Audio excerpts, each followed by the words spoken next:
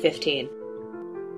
This is Daniela Walls, National Chair of the Tax Wall Street Party, with Kyle McCarthy, founding member of the United Front Against Austerity. Tonight we are joined by Larry Pinkney, veteran of the original Black Panther Party. Larry is the spokesperson for Reverend Edward Pinkney.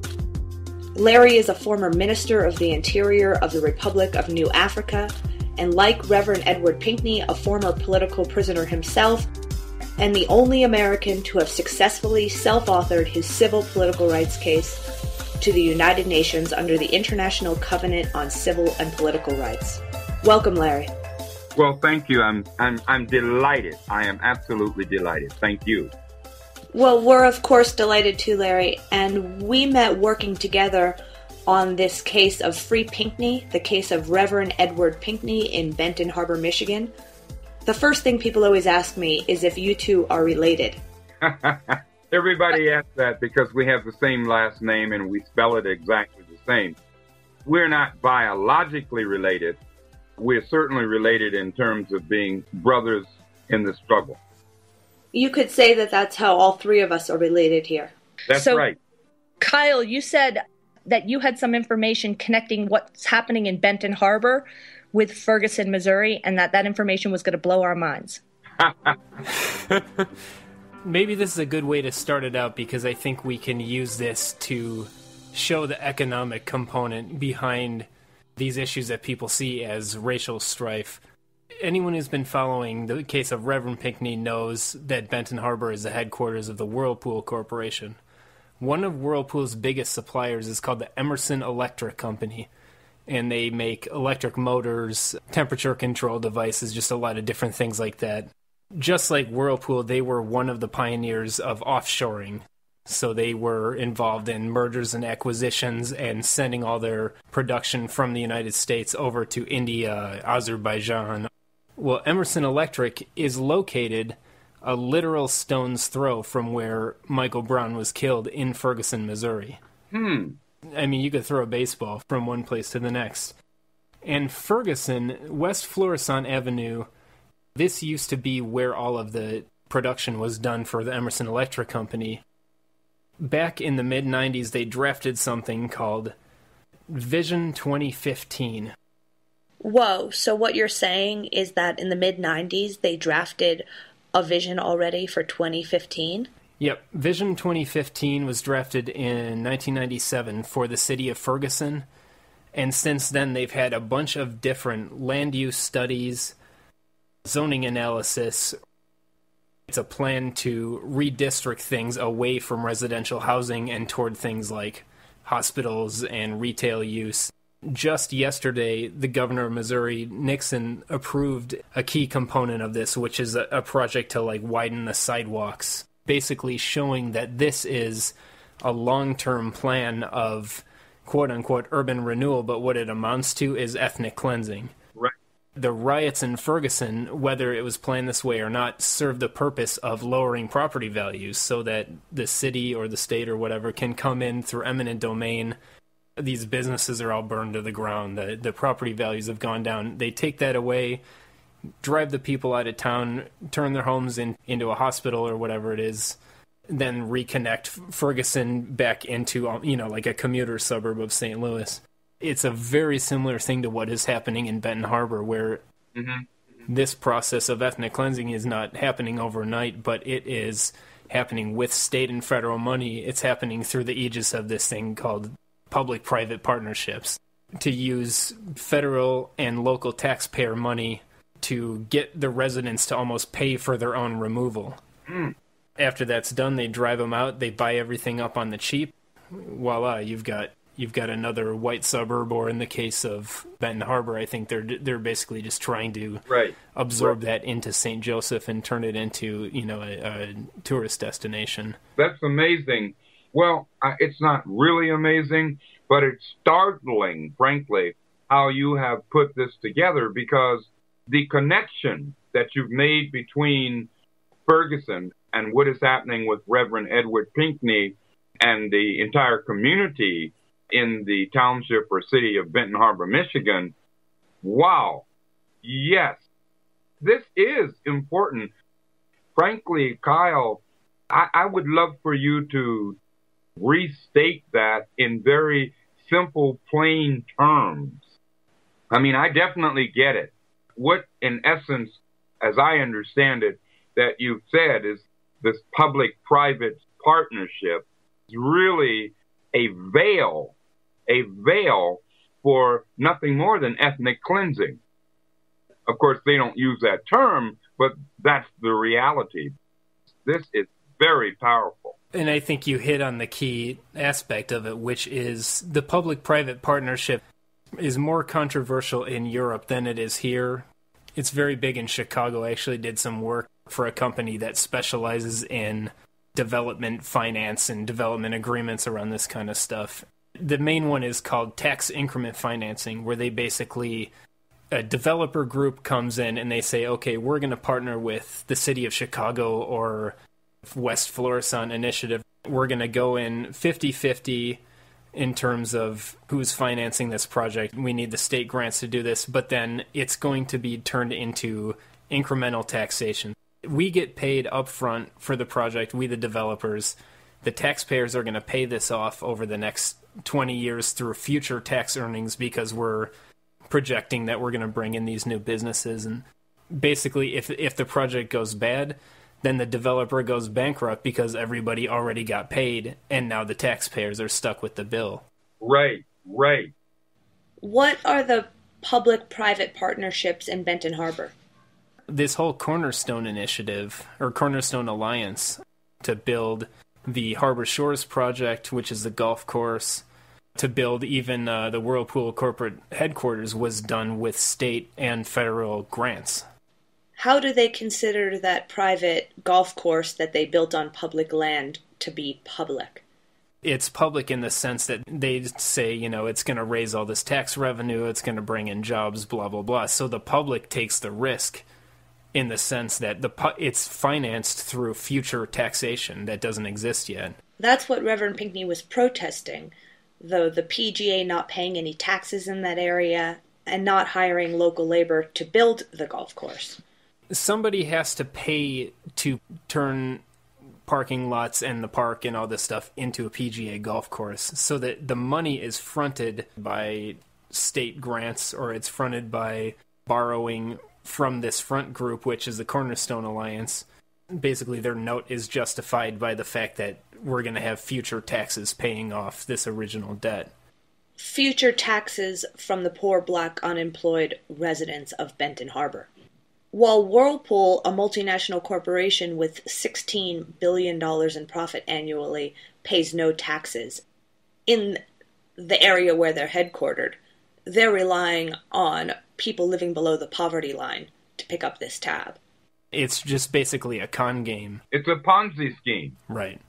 It's really nothing more than it's really not all that sophisticated, but anyway, a sophisticated Ponzi scheme. It sounds to me, the public, in this case in Benton Harbor, but all over the country, but in this case in Benton Harbor, is saddled with paying for their own ethnic cleansing. They're the ones who are being removed from the community, all in the name of supposedly bringing in jobs and money, yep, which is a farce. No significant jobs, no significant monies that the communities would ever receive. In fact, if anything, the communities are being destroyed. And what Reverend Edward Pinkney has been opposing is this corporate hegemony, this corporate domination coming in. And it's between, as you said, public and private. Again, I'll restate this, is what Reverend Edward Pinkney has been opposing. Whirlpool Corporation, a multinational corporation, which is headquartered in none other than Benton Harbor, is a big major player, probably the major player in disenfranchising, and I repeat, disenfranchising the populace of Benton Harbor. That's the name of the game, as Reverend Edward Pinkney sees it, as I see it, as a growing, increasing amount of people not only in Benton Harbor, but really nationally and internationally see it. Yeah, this is a bombshell. It's a bombshell in the sense that you've done a fantastic job, Kyle, of linking it and making it very clear, very simple to people as to what is going on and how it's being done.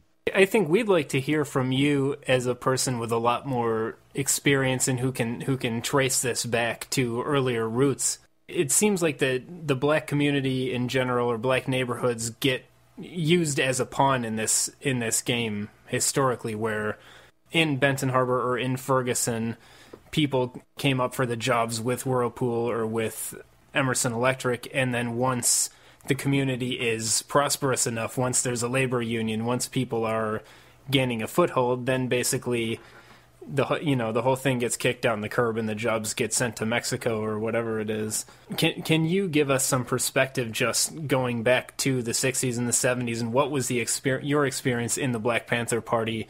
What was the group set up to do, and then how did it relate to the economic conditions at that time, and sort of what are some of the lessons that you can draw from there to what's going on today? Well, essentially what has happened, here we are now in the year of the beginning of 2015. The game has really not changed. It's been tweaked, if you will. But the game in terms of how everyday ordinary black, white, brown, red, and yellow people, and I'm talking just about everyday ordinary people, struggling people, all right, how we are disenfranchised is essentially the same. In the late 60s and early 70s, they were doing the same thing, only people were not hip to it at that point. I believe you're in Chicago. Then, Kyle, you certainly must remember or might remember Cabrini Green. Oh, yeah. All right. And what was done in eliminating that particular living situation for many, many, many thousands of primarily Black/African Americans who were living in that complex of Cabrini Green. But it wasn't just Cabrini. It was other complexes also throughout Chicago and, frankly, throughout the nation. But the game was, we remove it, okay, or they remove it, you dig? Basically, kick the people who are living there to the curb. And what's done is they would then bring in businesses and or housing that the everyday people could not afford, could come nowhere near to affording to live in. Yeah. I worked right across from Cabrini Green and for, 10 years, but they brought in the quote-unquote mixed income housing, which were $250,000 condos. It's disgusting, it's sickening, and it's a lie. And by the way, none other than Obama himself, the illustrious warmongering drone man president currently of this nation, was also directly involved in that. Did they fully bulldoze Cabrini Green, or is it still around? It's my understanding that there is no Cabrini Green. Now that's 15,000 displaced people. That's right. I'm so glad you made this connection, Kyle, because, you see, it's not about or simply about the rebellions in, for example, Ferguson. Okay, I call them rebellions as opposed to riots, but the rebellions in Ferguson. The name of the game is manipulation. They manipulate through the corporate stream. I call it the corporate stream, vomit stream media. The media emphasizes certain things because the corporate stream media is nothing more than the propaganda arm, really, for these corporate bloodsuckers nationally and globally. But in this case, as we relate it directly to Ferguson and directly to Benton Harbor, Michigan, it's the same game. It's just been tweaked. That's all. It's just been tweaked, It's not too much different than the Indian removal in the 1830s. Right. Get the Indians riled up. People forget that the Cherokee in North Carolina were more prosperous than the white Southerners. Right. They had better farms, better technology. They're running their own newspapers. They were basically fully assimilated. And then under the pretext of riots, Andrew Jackson moves them out on the Trail of Tears. And then what do they bring in? Slave plantations. In fact, I think you're being very kind when you say that people forget. Quite frankly, my brother, I don't think that most people even knew, much less forget. Yeah. And that's why I say it's a repetition of the same game on all levels, okay? But it's been highly tweaked now. And, of course, now they got this nominally black colored guy as their front man in Washington, D.C., none other than drone man Barack Obama, doing their bidding for them while he, as the native people said, speaking with very forked tongue.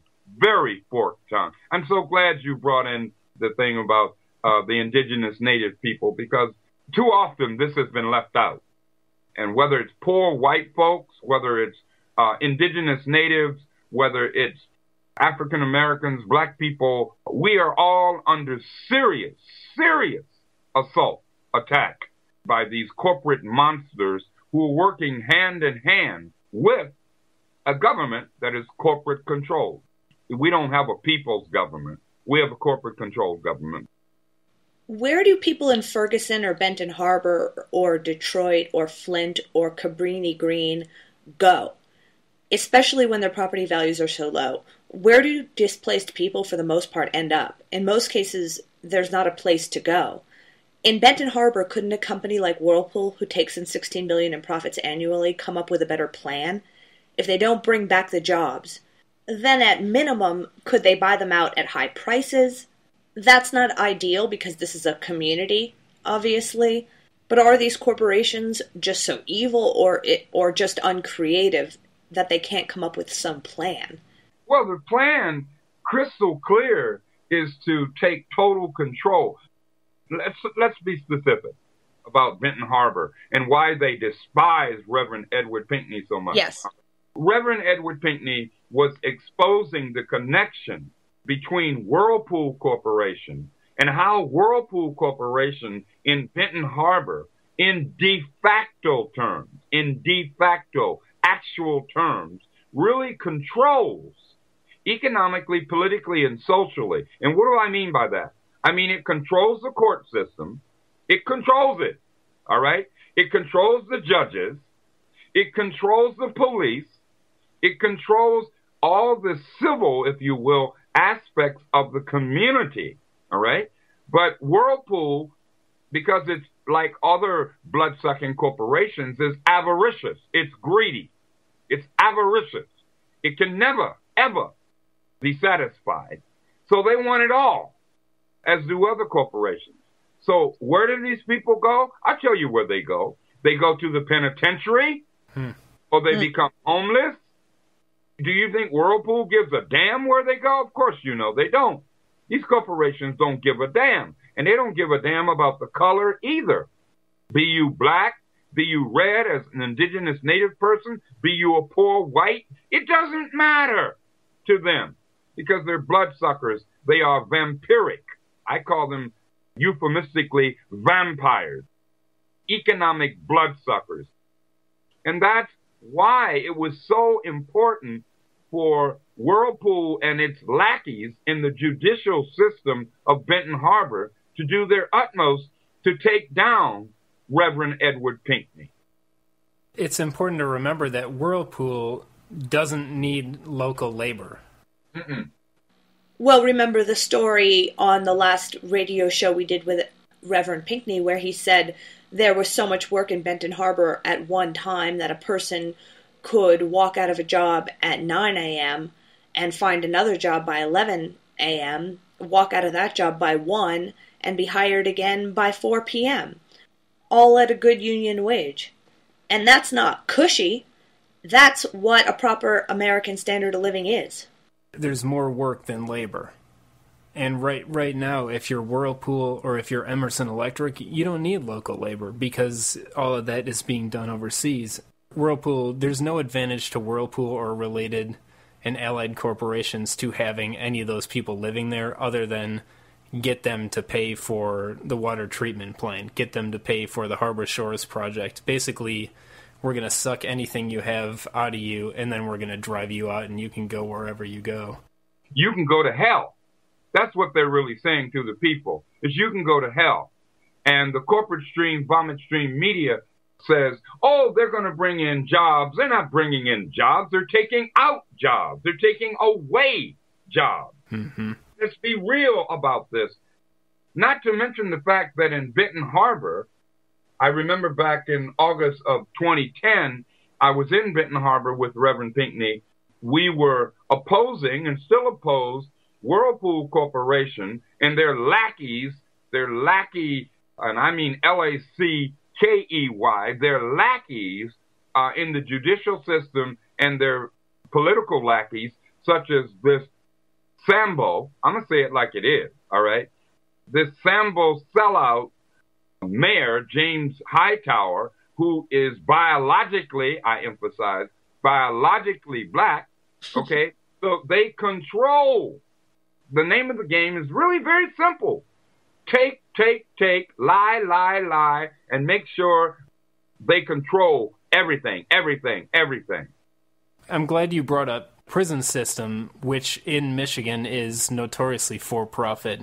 Yeah. There's one other area where you just look at rich financiers, they're going to look at the poor community and say, what value do these people have to us?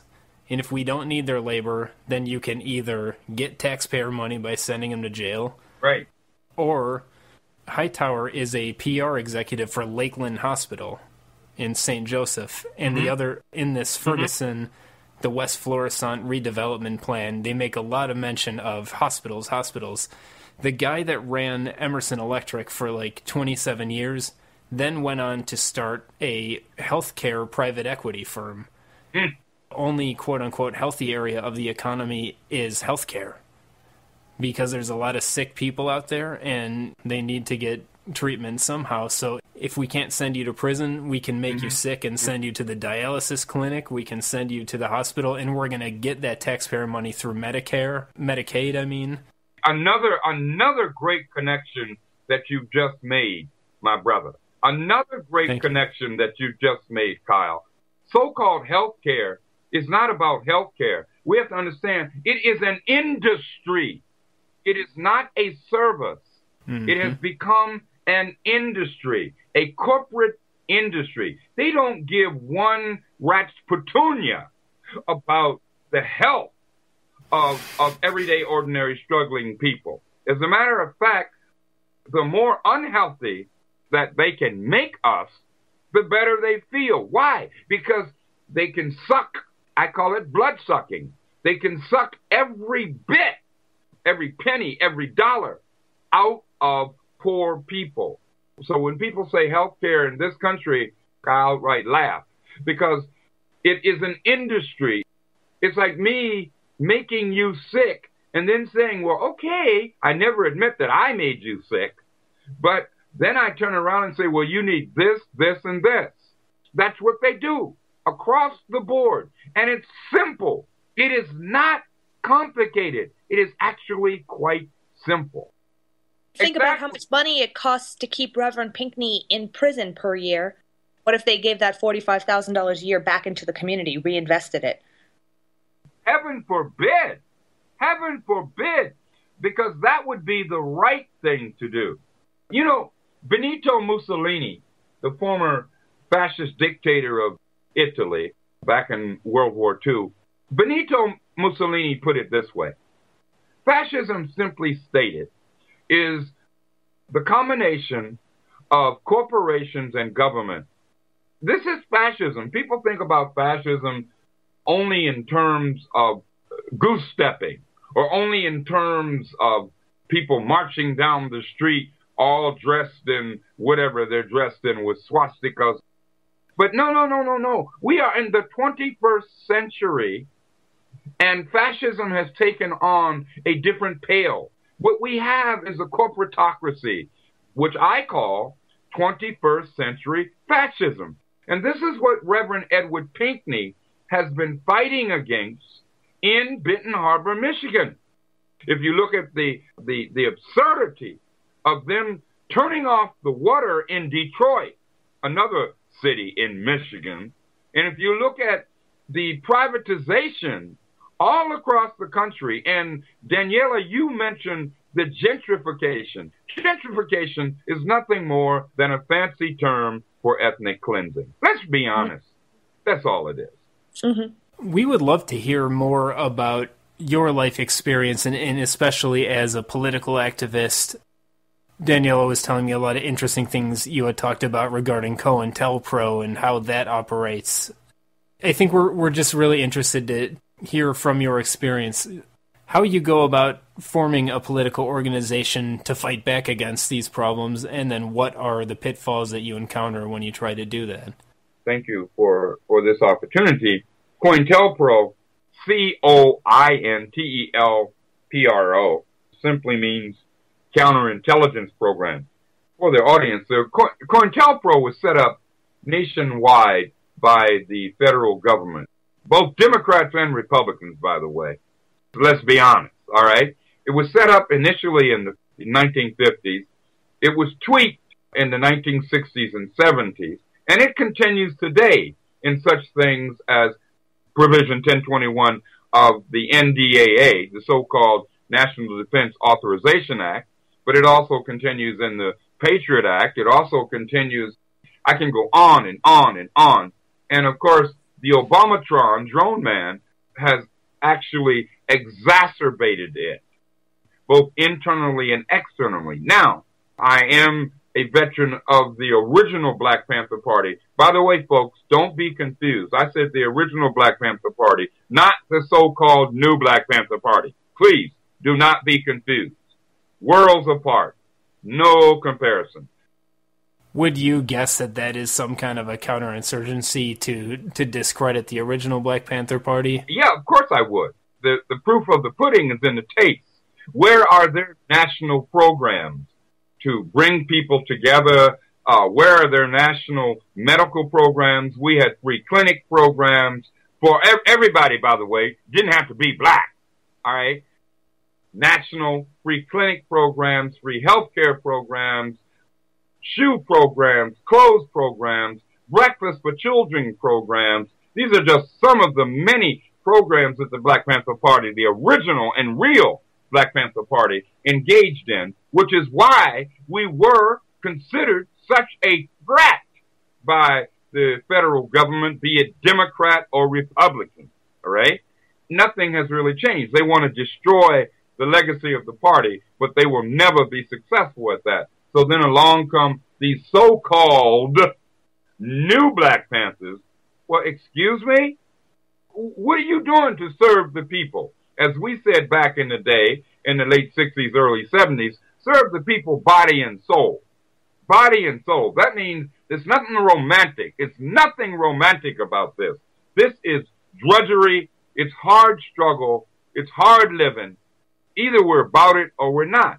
So many of us, including myself, many of us in the party were physically attacked, beaten, set up, framed, and that's what the COINTELPRO, counterintelligence program, was all about. All people have to do, really, is go back, read the U.S. congressional records, which show clearly that the counterintelligence program, or what we call COINTELPRO, was set up to quote, frame, to discredit, to imprison, and in many, many cases, to murder those of us who dared to try and get people to critically think and organize for their own, self-interest. And when I say their own, I mean collective self-interest.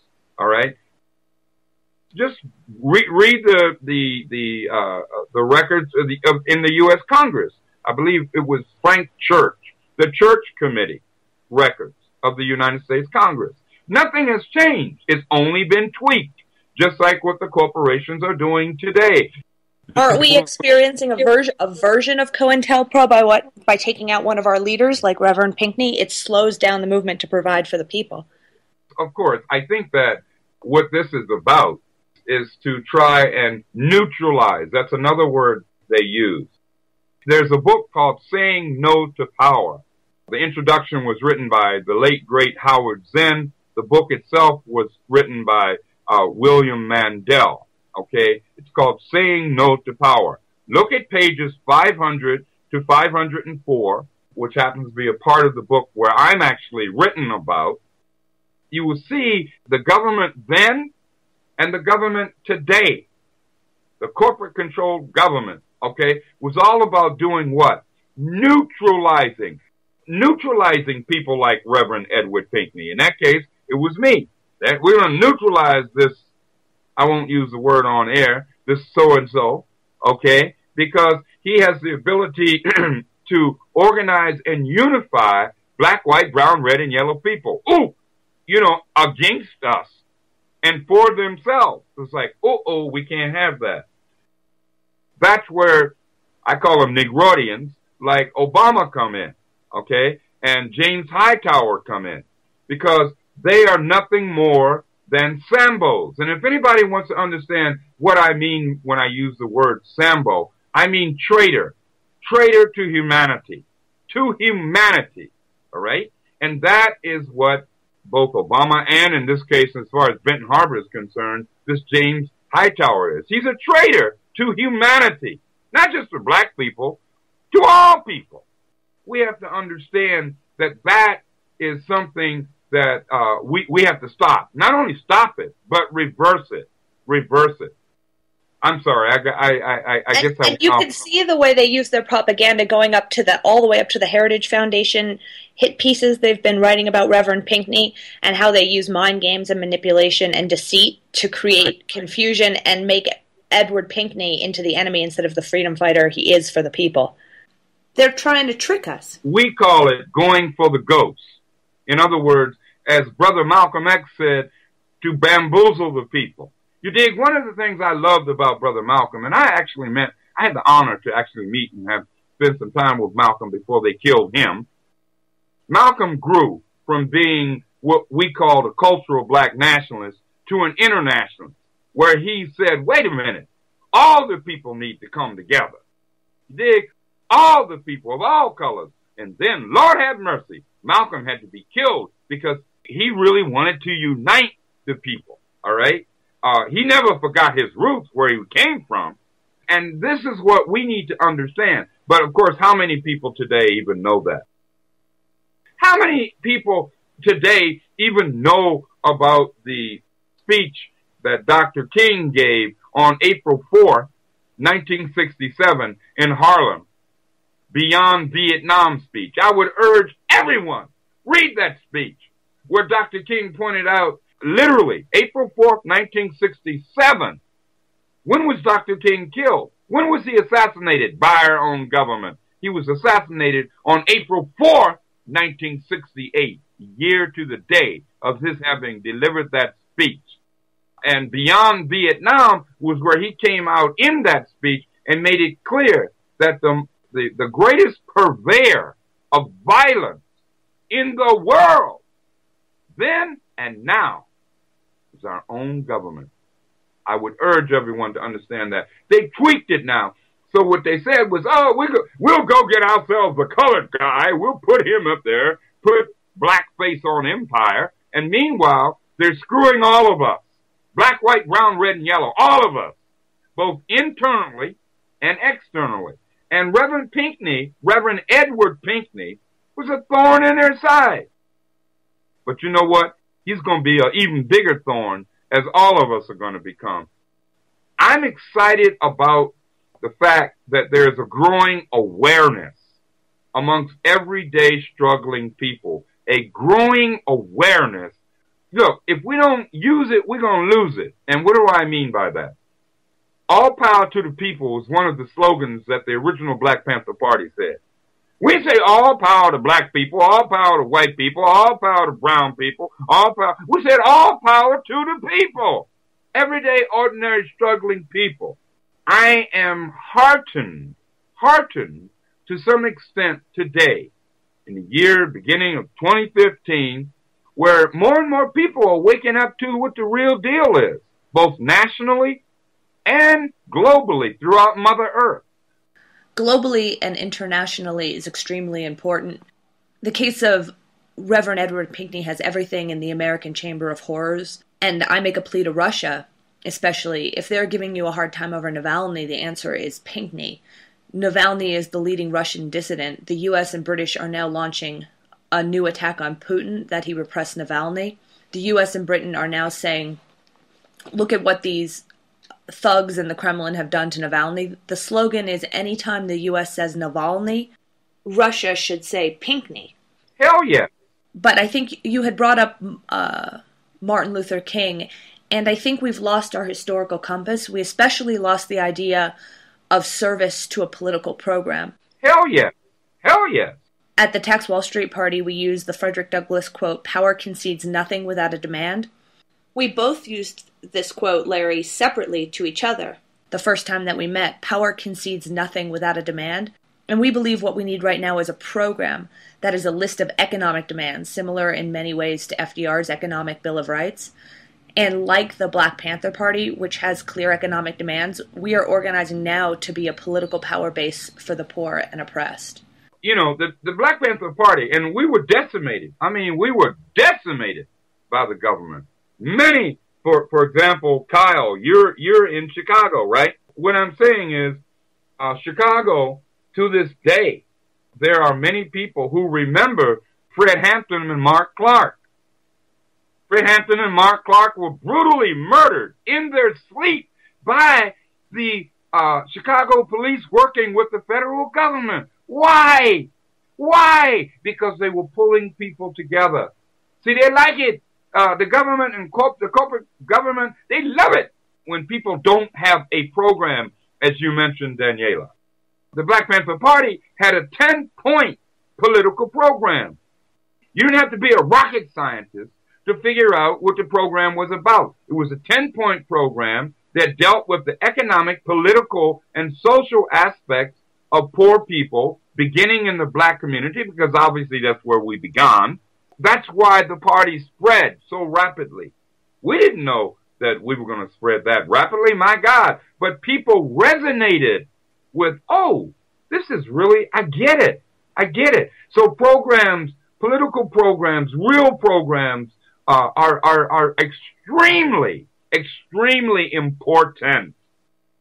All this mishmash nonsense, pie in the sky, I call it Obamatron economics, or it could be bushwhack, as in Bush economics, but it's all nonsense. As Brother Malcolm said, it's just meant to bamboozle us. Bamboozle us. Keep us in fear, keep us divided, and that way keep us controlled.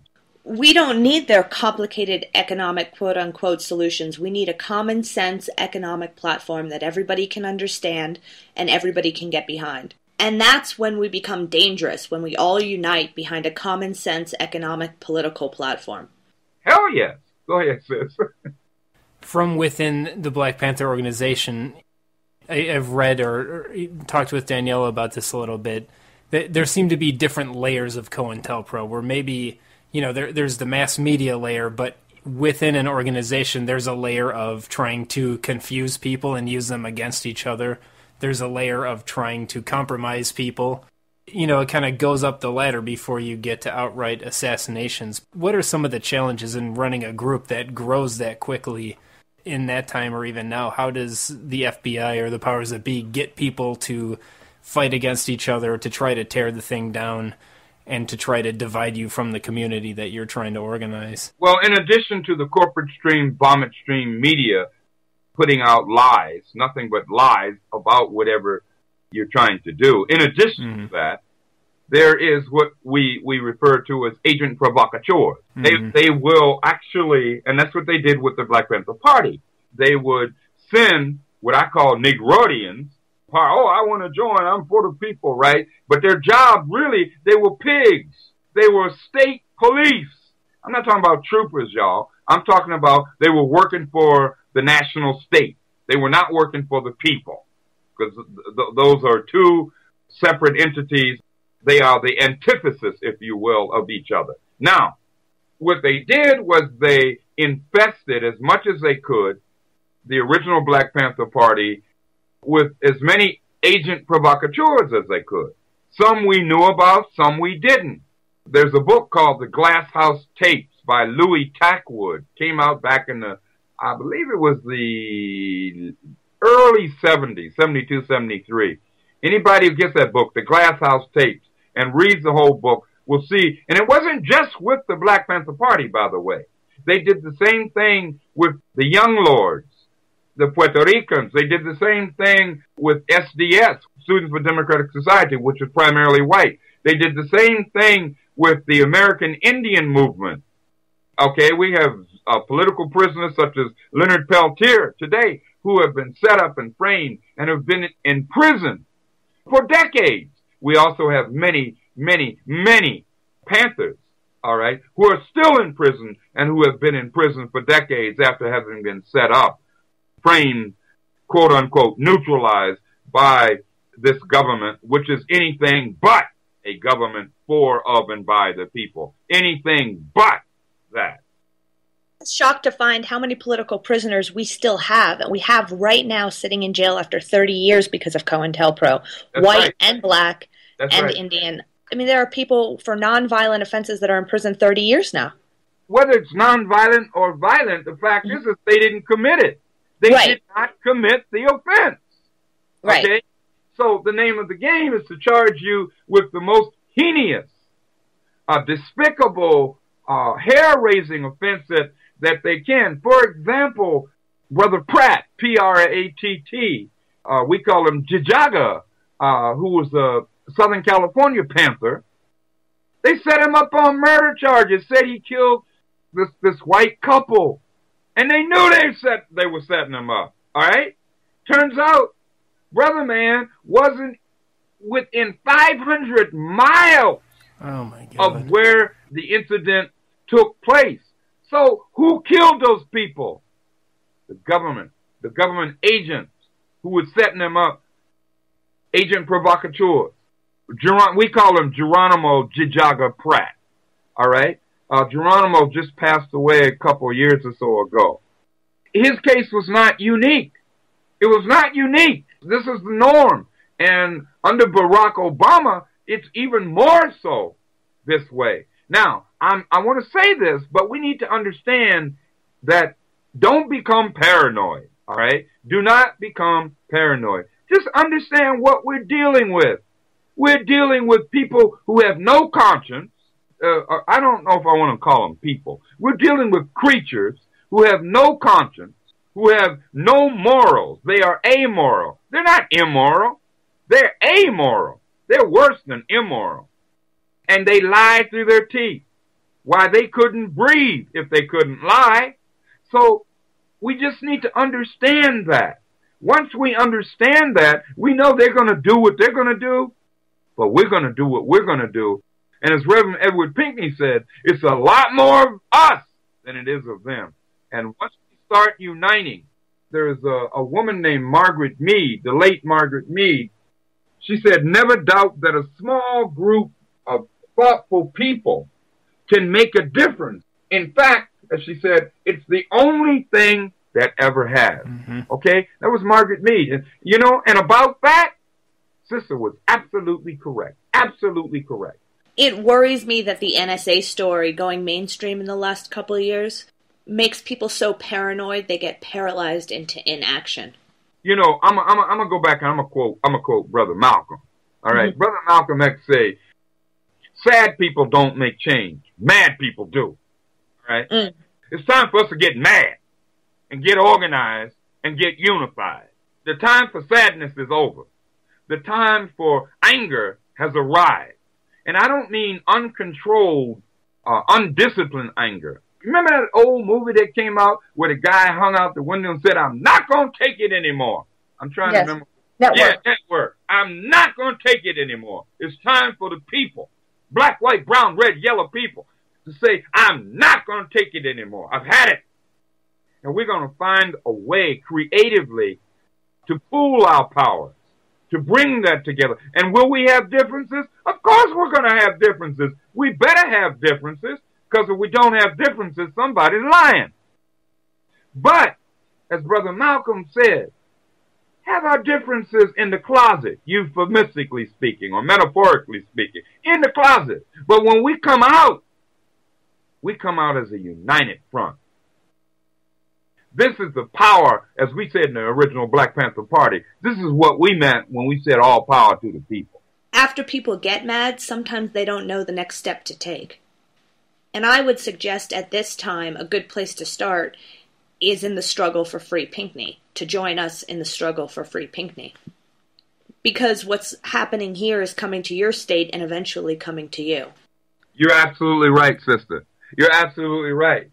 The struggle of Reverend Edward Pinkney and in Benton Harbor does, in fact, embody and encapsulate the struggle that we all, ALL in caps, that all of us must be rigorously and vigorously engaged in. So you're absolutely right. What more can I say? You said it better than I could.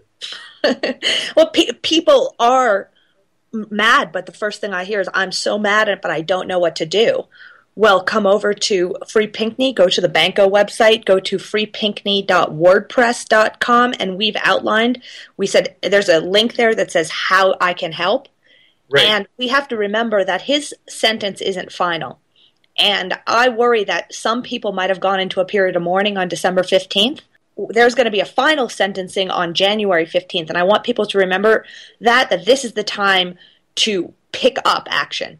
That's right. This is not the time to hide and say, oh, well, it's such a shame. What can I do now? Now, you please still keep writing letters to the judge. If you happen to know any lawyers or you happen to know a judge, the judge put down letters from activists. Well, hit him with letters from lawyers you know. Get press in your local area. I had some people say to me, well, I live in a cultural wasteland. There's nothing here. By comparison, the areas they were in weren't big cities, but I Googled civil rights organizations in their area, and I Googled radical press in their area. 50 to 100 links came up, and just as an example, I sent those links to them, and they said, oh, wow, I didn't know in a place like Rochester, New York, or Buffalo, New York, there were so many civil rights and other activist organizations. Go in and try to organize with your Occupy group that might be scattered right now and looking for something to unite behind. Mm-hmm. We need as much pressure on Berrien County as possible. We need that hashtag on Facebook, Berrien County, hashtag Free Pinkney, to never be idle. We need Google searches for Berrien County and Pinkney to never be idle. We need articles every day. And on freepinkney.wordpress.com, you'll see a link that says Talking Points for Journalists. If you don't know where to start, Xerox those, memorize them, and bring those to your local activist papers. I'm certain that in your area there are, if you can't get the mainstream news to write about it, there are activist papers that want to write about Reverend Pinkney. Or how about calling into talk radio shows, whether it's, Tom Hartman or Tavis Smiley or any of those shows that take calls. We need definitely more people just trying to bring more national media attention to this issue. Sister and brother, both of you are absolutely correct. And I'm so glad you're putting it out there because, we're only stifled when we allow ourselves to be stifled. I always say I write for I write right now for Intrepid Report, intrepidreport.com. And I always say, forward ever, backwards never. I always say each one, reach one, each one, reach one, each one, teach one. And what you all have just said, both of you all, both you, Daniela, and Kyle, you've said to people, hey, this is what you can do. And you're not just doing that for Reverend Edward Pinkney. That's important, but you're doing it for yourself. We're doing it for ourselves because we are in great peril. We are in great peril. Our nation and our Mother Earth, our planet, we're in great peril. But we can do something about it. We don't sit back and say, you got me fired up now, sis. I love that. Each one, reach one. Don't get overwhelmed and think, I have to organize my whole community. Go out and make it a goal to get one article. One article. Present that. Write to us at taxwallstreetparty@gmail and say, here's my article, or to bhbanco.org and say, here's my article. Mm-hmm. Do that. And then start a Twitter and just keep writing tweets at Berrien County.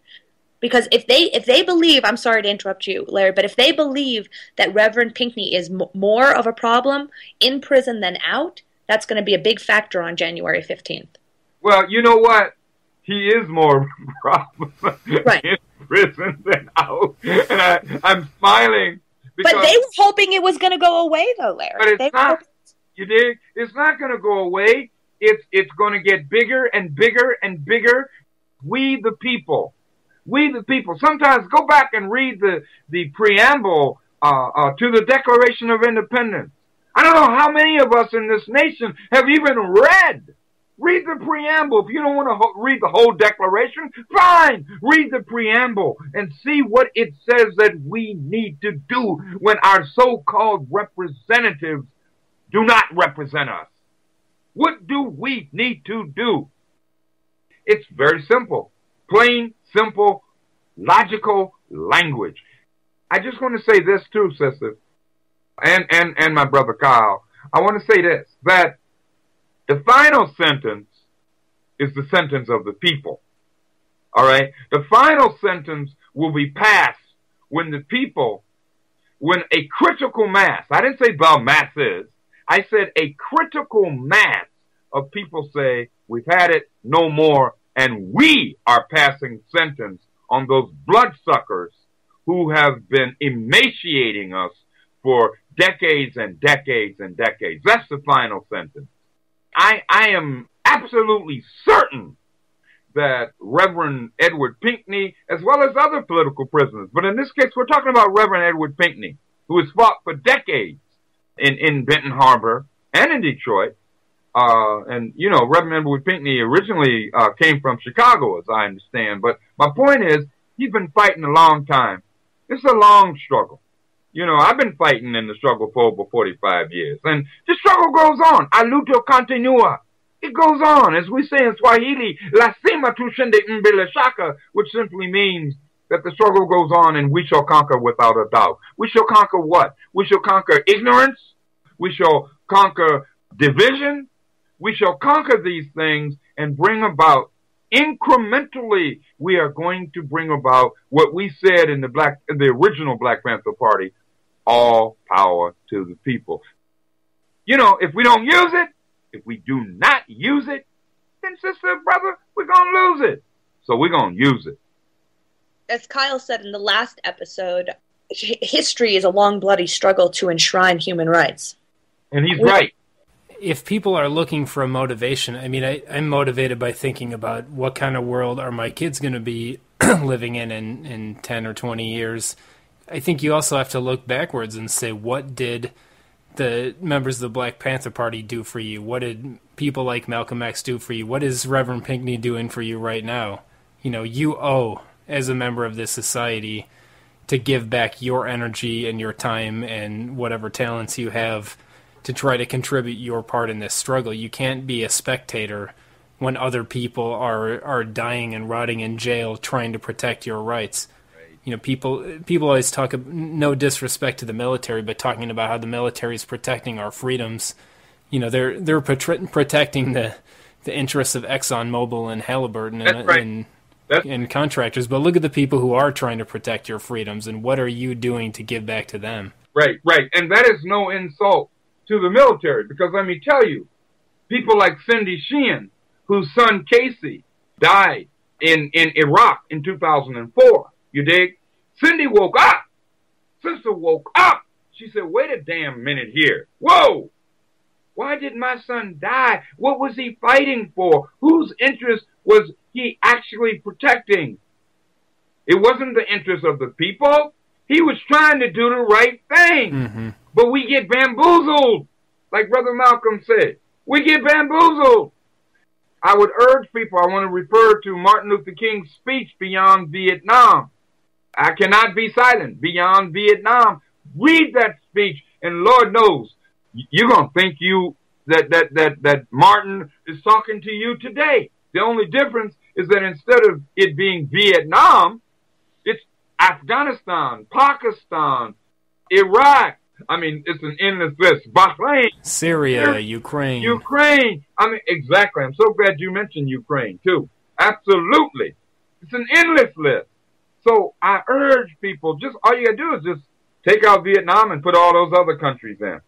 And here we are. Here we are. So I strongly believe all of us, the modus, if you will, MODIS, the modus, for change, for real change. Not that old jive time, half-stepping, BS, hope and change nonsense that the Obamatron passed off on the people. You know, Obama's second largest, or his biggest supporters were all corporate supporters. The media didn't tell you that, though, did they? Oh, all these little people giving $5, $1. Okay, right. But the reality is, his biggest supporters were companies like Lockheed Corporation, and even more than Lockheed. Check this out: Goldman Sachs. Yeah, don't forget the Wall Street banks. Mm-hmm. Right. Understand? Goldman Sachs. That should tell us something. But of course, the vomit stream, corporate stream media wasn't going to be open and honest. Are you kidding? Why, they are totally, I'm trying to be nice. Well, not nice, but just diplomatic. They are the lapdogs, if you will, of the corporate-controlled government. So we have to be, we the people. I keep on going back to the Declaration of Independence and to the U.S. Constitution. We the people. We the people. That's what this is about. We the people. So I think that all of us have a responsibility, and I like the way you put it, Kyle, my brother. You know, it's a responsibility.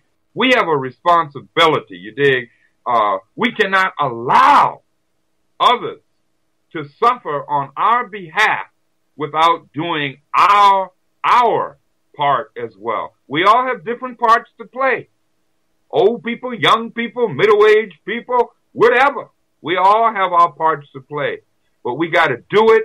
As Frantz Fanon said, you know, we either have to fulfill or betray our mission. That's what we have to do. Fulfill it or betray it. I believe that we, the people, will fulfill it. I'd just like to say, Larry, thank you for joining us tonight, and I hope you can be a regular guest to give Pinkney updates. Thank you. Thank you, Daniela. We're going to close the show tonight, Larry, on an excerpt from Martin Luther King's speech you recommended, Beyond Vietnam. You've been listening to United Front Radio at ucy.tv. Have a blessed evening. So I was increasingly compelled to see the war as an enemy of the poor and to attack it as such. Perhaps a more tragic recognition of reality took place when it became clear to me that the war was doing far more than devastating the hopes of the poor at home. It was sending their sons and their brothers and their husbands to fight and to die in extraordinarily high proportions relative to the rest of the population. We were taking the black young men who had been crippled by our society and sending them 8,000 miles away to guarantee liberties in Southeast Asia, which they had not found in Southwest Georgia and East Holland. And so we have been repeatedly faced with the cruel irony of watching Negro and white boys on TV screens as they kill and die together for a nation that has been unable to seat them together in the same schools. And so we watch them in brutal solidarity, burning the huts of a poor village, but we realize that they would hardly live on the same block in Chicago. I could not be silent in the face of such cruel manipulation of the poor. My third reason moves to an even deeper level of awareness, for it grows out of my experience in the ghettos of the North over the last 3 years, especially the last 3 summers. As I have walked among the desperate, rejected, and angry young men, I have told them that Molotov cocktails and rifles would not solve their problems. I have tried to offer them my deepest compassion while maintaining my conviction that social change comes most meaningfully through nonviolent action. But they ask, and rightly so, what about Vietnam? They ask if our own nation wasn't using massive